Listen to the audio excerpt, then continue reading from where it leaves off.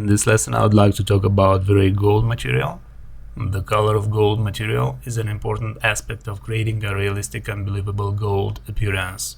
Typically gold has yellowish tone, but it can vary depending on the specific type of gold. You can see here a few hues, but before we get to use them, it's important to choose a color that closely matches the desired shade of gold. In this image we replaced chrome with gold. We talked about it in the previous lesson. And in a moment we will get to gold material, how we obtain the gold material in Vray. But first of all I would like to get to Photoshop and talk a bit about the hues of gold. I've picked a random image from the internet with some hues, with some golden hues, and we will talk a bit about how we can choose the right shade that we need for our interior. Of course you can choose visually the shade for your interior, but you can use the color picker from Photoshop. This will be a lot closer to our color scheme from our interior. Of course you must keep in mind that there are some color rules that we must follow, so we don't fall out of balance in our images. But shortly let's analyze some of these hues. And as I said, I will use a color picker from Photoshop, so we can do that more exactly. We will need this color a bit later when we will get to creating our Vray gold material. For example, first we have champagne gold. This is a very used one. This shade resembles the color of champagne, featuring a light and a muted gold hue with hints of yellow. We have pale gold, a soft and a gentle gold shade that leans toward a subtle yellow tone. We got yellow gold, the classic gold shade often associated with jewelry, featuring a bright and a vibrant yellow color. We can have even rose gold shades, a trendy shade that combines gold with a touch of pink or rose undertones, resulting in a warm and a rosy golden hue. White gold, and so on. These are just a few examples of the various shades of gold.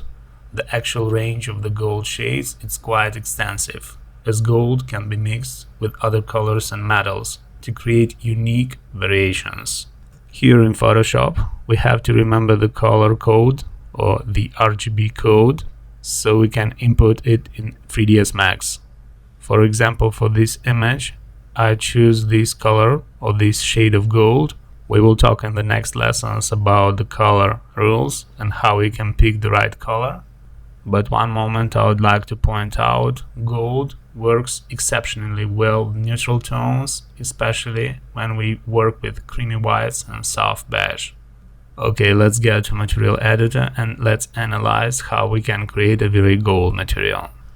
Here you see the settings. First of all, as I said, the color, or we can say the shade of gold, we must input it in the diffuse channel. The color of gold material is an important aspect of creating the realistic and believable gold appearance. That's why I said we have to use Photoshop. It will be very close to a real material or a real gold appearance, and basically will determine how our gold looks in our render.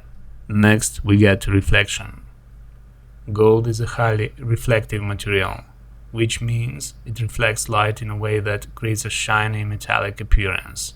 When creating a gold material, it's important to adjust the reflectivity settings to create the appropriate level of reflection. As you can see, we have white in our reflection channel. And very important, we have to play with roughness. I'll bring the roughness to 0 so you can see what is happening. And after that I'll raise it to 1 so you can see also what is happening. In this case, for this gold, we used 0.3. And also don't forget about Fresnel index of reflection.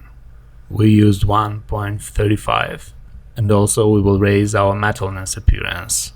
We will raise it to 1. I will lower the metalness so you can see the effect that we have on our material, and I will reset it back to 1. Down here we also use roughness with these settings, and these will be the main settings that we will use to create the gold Vray material. Of course, this is just one example how we can obtain gold, and we also have to keep in mind that creating a gold material that looks realistic and believable in our renders depends on different factors. First of all, it's the light and also the different settings that we use in order to achieve the desired look. So in conclusion, I would like to say, if we aim to obtain photorealism in our renders, we must copy and adjust the gold material using a real reference. In the next lessons, I would like to talk more on principles, how we can balance the colors in our renders.